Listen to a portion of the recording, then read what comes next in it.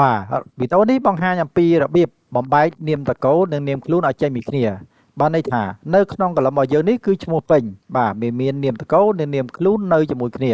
ប៉ុន្តែយើងចង់បំបែកនាមតកូលគឺនៅក្នុងកលឹម first name ហើយនាមខ្លួននៅក្នុងកលឹម last name បាទបើសិនបើជាយើងវាយឡើងវិញវាយម្ដងមួយយើងត្រូវតែប្រើពេលយូរបាទប៉ុន្តែបើសិនយើងមានវិធីសាស្ត្រធ្វើគឺមានភាពលក្ខណៈលឿនបាទអញ្ចឹងវិធីសាស្ត្រធ្វើដើម្បីឲ្យលឿនគឺយើងគ្រាន់តែស្រេចលើកលឹមឈ្មោះពេញទាំងអស់នេះបាទស្រេចលើកលឹមទាំងអស់មក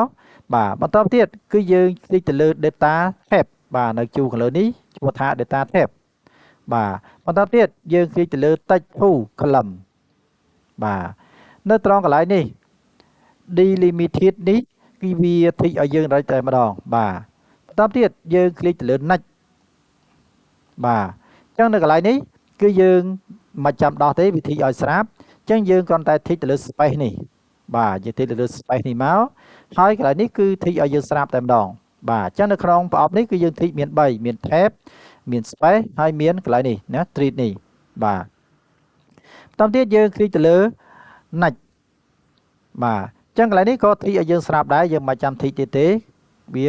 ធីកឲ្យយើងត្រង់កន្លែង general នេះហើយបាទបន្តទៀតคลิกទៅលើ finish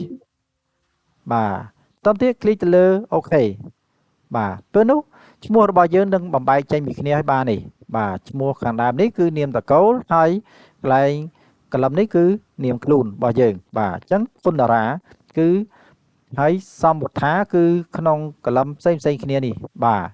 វាលែងនៅជាមួយគ្នាទៀតហើយបាទនៅក្នុងវីដេអូនេះផងដែរខ្ញុំនឹងបង្ហាញបងប្អូនអំពីរបៀបបំលែងលេខអក្សរឡាតាំងលេខឡាតាំងទៅជាលេខខ្មែរវិញបាទឬក៏យើងបំលែងនៅថ្ងៃខែឆ្នាំជាអក្សរឡាតាំងទៅជាថ្ងៃខែឆ្នាំខ្មែរវិញបាទអញ្ចឹងរបៀបធ្វើយើងគ្រាន់តែស្រេចលើកលឹមលេខអក្សរឡាតាំងរបស់យើងនេះទាំងអស់នេះមកបាទបន្តទៀតយើងคลิกទៅលើ home tab បាទបន្តទៀតคลิกទៅលើ number បាទคลิกលើ number នេះមកបាទបន្តទៀតคลิกទៅលើ custom បាទត្រង់កន្លែងនេះ off tab នេះក្នុងប្លង់នេះបាទក្នុង off tab នេះយើងដាក់ម៉ៅខាងមុខនេះមកបន្តទៀតយើងវាយកូដចូលបាទកូដរបស់វាគឺយើងវាយគ្នាបបាទរួចហើយយើងវាយដុល្លារចូលដាក់សញ្ញាដកវាយ km ដក kh បាទហើយក្បៀវាយ1200ចូលបាទហើយបិទគ្នាមកវិញបាទដកឃ្លានតិចមកបាទคลิก OK បាទពេលនោះលេខរបស់យើងនេះបំលែងទៅជាលេខជាភាសាខ្មែរនេះបាទអញ្ចឹងនៅក្នុងកលឹមនេះក៏យ៉ាងដែរយើងចង់បំលែងID បាទលេខ ID ជាអក្សរឡាតាំងនេះមកជាអក្សរខ្មែរវិញគឺយើងគ្រាន់តែ select លើទាំងអស់នេះមកហើយคลิกទៅលើ number ហើយត្រង់កន្លែងនេះកន្លែងមុខមិនកដលនេះបាទយើងដាក់មុខនេះមកហើយយើងវាយកូដចូលបើកគ្នាប$3ចូលដាក់សញ្ញាដកហើយយើងវាយ km ដក kh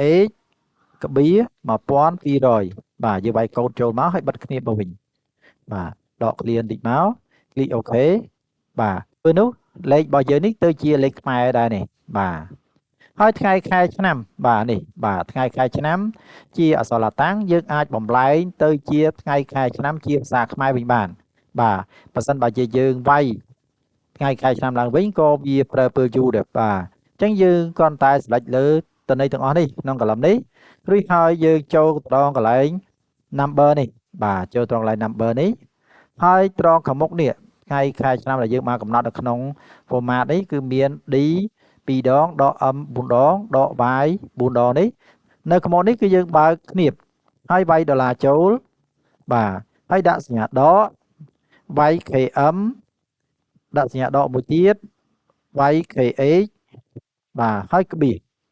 វាយលេខកូដ1200ចូលបាទបិទគ្នាបមកវិញបាទដកឃ្លាបាទคลิก OK បាទពេលនោះថ្ងៃខែឆ្នាំរបស់យើងជាអក្សរឡាតាំងបំលែងមកជាថ្ងៃខែឆ្នាំជាភាសាខ្មែរវិញហើយនេះបាទនេះ គឺថ្ងៃ1មករាឆ្នាំ2025អានេះ1មិថុនាឆ្នាំ2025បាទនេះចឹងទាំងអស់នេះដែលយើងបាន select មិញនេះគឺបានបំលែងទៅជាថ្ងៃខែឆ្នាំជាភាសាខ្មែរវិញហើយបាទចឹងរបៀបបំលែងនៅថ្ងៃខែឆ្នាំជាអក្សរតាំងមកនៅថ្ងៃខែឆ្នាំជាភាសាខ្មែរក៏បានបញ្ចប់